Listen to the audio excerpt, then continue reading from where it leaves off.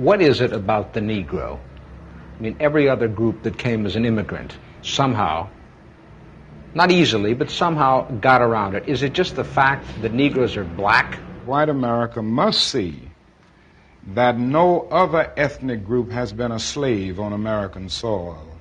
That is one thing that other immigrant groups haven't had to face.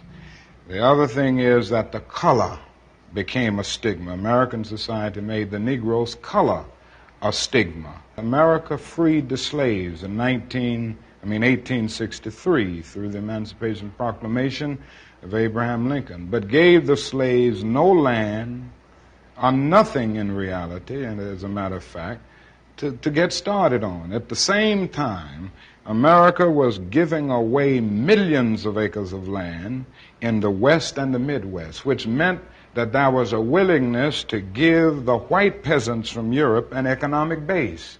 And yet it refused to give its black peasants from Africa, who came here involuntarily in chains and had worked free for 244 years, any kind of economic base. And so emancipation for the Negro was really freedom to hunger. It was freedom to the winds and rains of heaven. It was freedom without food to eat or land to cultivate, and therefore it was freedom and famine at the same time.